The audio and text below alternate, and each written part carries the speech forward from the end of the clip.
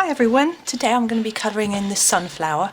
Now I did the centre in another video, so you can have a look at that at some point. I'll link to it in the description, so if you do want to have a look you can look at that. But I thought it was about time I got round to doing the petals on this one. Now I often find yellows are quite tricky, so I thought it might be handy to record this one so you could just have a look and see how I tackle the yellows. Now I'm going to be doing this in faber-castell Polychromos Pencils. I will show you the numbers as I do them if I remember, but I'll also put a list in the description for you. So I'm starting with this, which is my lightest yellow. Now when I do the sunflower, I do the darkest colours underneath and go to the lighter ones on top, thinking the sun would be catching the higher ones more, and also there will be some shadow around these. So I'm just going to start off with these little petals in this lightest colour. Now with yellow, I find that if you push down too hard to start with, it can seem to, for some reason, seems to burnish into the paper harder than other colours, so then it can be quite difficult to add layers of other colour on top. So I'm always quite careful to start off with a light pressure. It's very easy to go over and over with more layers of colour, but if you press down too hard to start with, then you can't do it anymore. And it's okay if you want one really dark block of colour, but if you want some sort of difference in colour, then it's a shame really, because you can't really do it. So I'm just being very light here, and I'm not worrying too much about how neat it is at this point. Now what I'm going to do is around the very edge where we've got the centre of the flower, I figured that might be a little raised, there might be a little bit of shadow, so I'm going to go in with this darker one, which is the Cadmium Yellow. Sorry you couldn't see that. There we go. And I'm just going to go around the edge in a little layer. I'm not going to do each petal separately because they're all joined together. And I'm also not worrying too much about going over the top of the centre of the flower at this point. So it's just quite a rough round. And that's probably all I'm going to do with these little petals at the moment. And what I'll do is I'll do the rest and then have a think about whether I'm happy with that or whether I want to change it. So there we go. Now the next layer I'm going to use, I have got a cadmium yellow, light cadmium yellow, sorry, and I'm going to do that on all of these larger ones. So now I want it to be darker here under these petals here, but I'm not going to use this same shade of yellow, because if I press darker with the yellow it doesn't really show up. I'm going to go take a darker shade and use that instead. Sometimes with some colours you can get lots of different shades out of the same pencil, but yellows are a little bit trickier I find, so I'm going to use several shades instead. It's luckily with this 120 set of Polychromos you do get a lot of yellows. You get a section next to the oranges with quite a few in, and then you get a few that are more brown, and then you even get a sort of greeny yellow, so there's lots to choose from, which can be very helpful. Now again with this I'm going quite rough and light at the moment. I tend to do this to start with because I don't always plan exactly what I'm doing as I go, so I sort of do a little bit of a light layer and then think about how that's worked and what I'm going to add in next. So I'm just going all round with this light one, and thinking that what I'm going to do is probably slightly darken the ends of the petals here as well as the shadowy bits down here. Now shadow isn't always a darker shade of the colour that the plant is. It could be a sort of grey colour or a sort of browner colour, but because we're working with yellow, I think if we put a grey or a brown on top, I think it would look quite muddy and dirty, and I don't think it would quite have the effect that I'm after. So now I've done this, as I say, it is very rough. I'll go back over it. I'm now going to use the cadmium yellow, and I'm going to go on the ends here and just gently start at the end with a hard pressure and bring in lighter pressure towards the middle. You might be able to hear I'm almost flicking the pencil, and hoping that makes a you can see that. I think you probably can. I just think it adds a bit of interest as well into the petal. If you have it all the same colour, sometimes it can really add an impact if it's all the same, but I think it can look a bit more natural if it's not all the same colour through the whole petal. Now this colour I'm using is probably the sort of colour I would use on these little bees as well. You can see there's some bees in this picture. Probably won't do those as well, or else this video is going to get rather long. But I might do another video with just bees. In fact, I have done one video with bees already. I could link to that for you, and then you'll be able to have a look if you want to. It's a different sort of bee to the one in this picture, but the principles are the same. So we're just going all the way around. Now, sometimes with a flower, I do one petal first and really work hard on that, getting it looking exactly how I want it, and then I go on and do the others after. And I find that means that I know exactly what I'm doing, but other times I will just go in and do all of them like I'm doing now. It depends on what sort of plan I've got. I've got a little bit of a plan for this. I didn't think I would just start filming without a plan, so I sort of know what I'm doing. And as you can see, I'm doing exactly the same in the middle, just to make it look like there's a little bit of shadow coming down from those little petals above.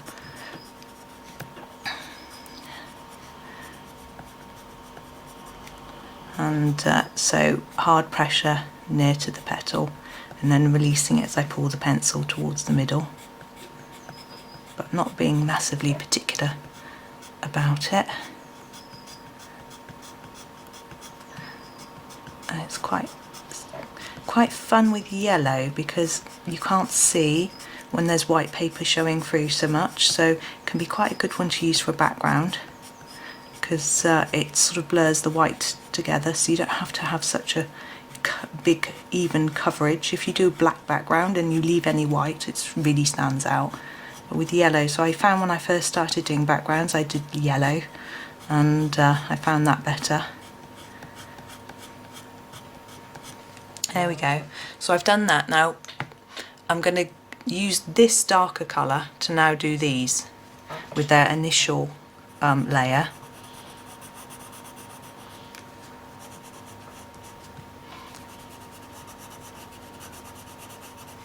And go all the way around with this one. Now I'm looking at these big leaves as I go around with these and thinking I need to do a bit more of the lighter yellow in the middle, so I will have a go at that in a minute. But it's quite good to sort of always be thinking as you're doing the next bit, sort of thinking, what am I going to do next, what needs improving, what needs another layer of colour, that sort of thing. Although you can do it forever and never finish a picture. You get too carried away. But we're just I'd sometimes, if I get a bit stuck as well on a bit, I'm not quite sure whether it's going to work, I just move across to another piece and come back to it, and your mind's just working on thinking about how it's going to work. Or if you're not sure what colour to do something, do the few bits next to it, and then it might just naturally, an idea might pop into your head. So it can be quite useful, sort of just moving on and back and forth a little bit.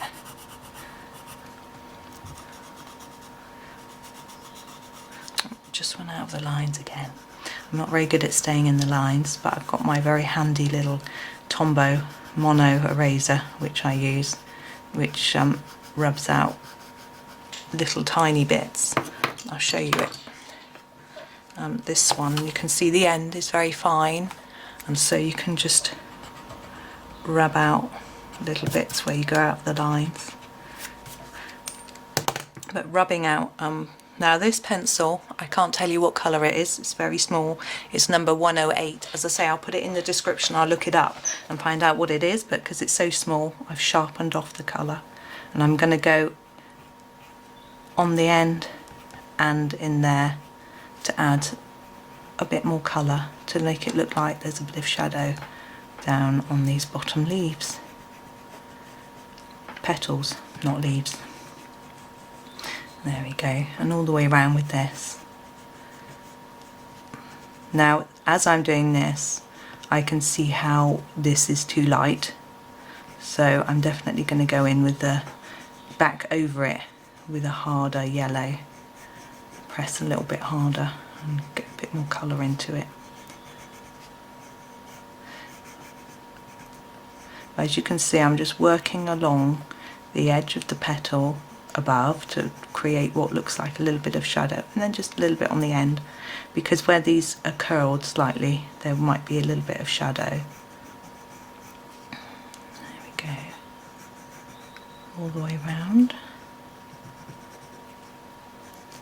Now you could also go over these lines if you want to emphasize them, and these lines. And also, if you look at petals, they often do have natural lines through them. So sometimes when I'm colouring petals, I actually do put sort of stripy lines, not like they're striped, but just lines up and down to make it look more realistic. With yellow, it's quite difficult to get that effect, so I'm just keeping this one quite simple. But with different other colours, which I find easier to work with, pinks and purples and things, you can do that more. And of course, although this is a sunflower, you of course don't need to do it yellow. You can do it whatever colour you like. Now, I didn't say at the beginning, but this is a page from the 2018 daily planner that Johanna Basford brought out, had various pictures from different books that she had out by then. This is from Secret Garden. So I just use it for little practice pieces and little fun. I tend to keep it by my bed and do a little bit every so often. Sorry, this is the light chrome yellow, and I'm just going over. I'm not going all the way to the middle. I want to leave a little bit of light in the middle, but you can hear, if you can hear me pressing quite hard. I don't mind if it burnishes down now, because I'm almost done with this.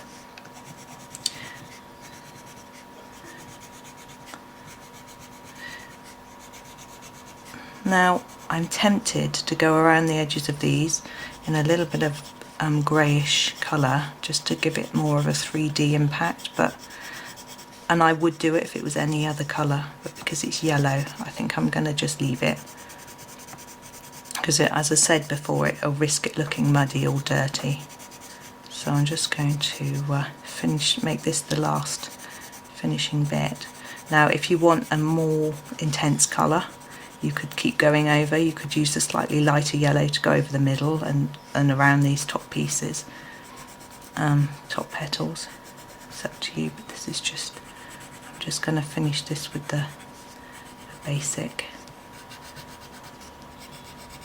colour. But I shall stop and have a look when I get all the way around and just see if I think it's okay.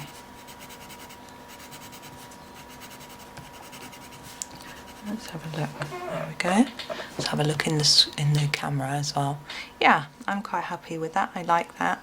But what I'm going to do is I'm going to go in with the dark sepia, which is what I use for shadow, just around these.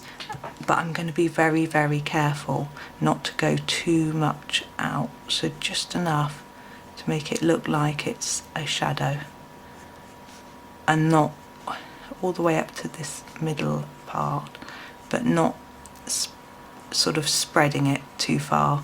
So I take the shadow out. I think it will look muddy and dirty, but I feel that it just needs something to give it a bit more of a 3D impact. So just go all the way around. So really I am just covering the dark, the sort of black printing that Johanna's already put on there for us, but because I'm going slightly outside of that, it looks a bit like a shadow. Now I'm trying not to go over the top of the petals, but my hand isn't always that steady, and I just don't let it stress me when I go out the lines. I have to just accept that it's not always going to be perfect. And it's okay if you go outside of the line, say here, because you can always do some sort of background to cover it over. And I think that's why some people like things like watercolour pencils, because you can get away with being a little bit less accurate in what you're doing. But all the way around we go. Now I've done that on this bit, it's going to need it on the other petals as well, I feel. So I'm going to do it between these as well. Oh, we're not quite there, are we? There we go. So between here and down here as well.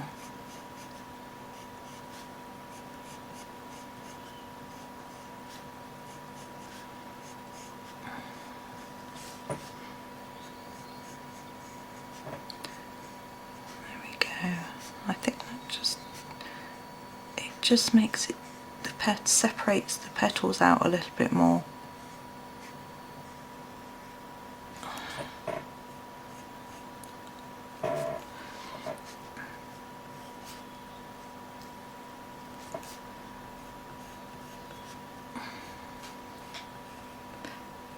I think it just finishes it off a bit more nicely. But you can choose, I mean, you could do this in a darker orange if you felt that might look better, or you could just leave it out and just leave the yellow. It depends how it looks when you do yours.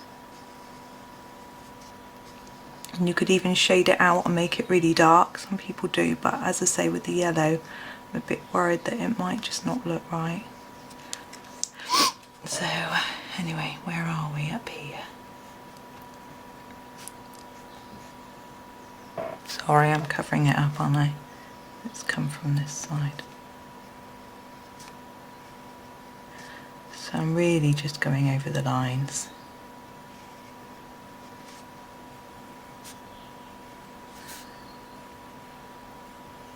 Just finish this last couple for you. Yeah, it's a bit rough there. There you go, you can see that the petals just stand out better. And there we go. I hope that was useful for you and helped you a little bit with working out how to use those pesky yellows. Thank you for watching.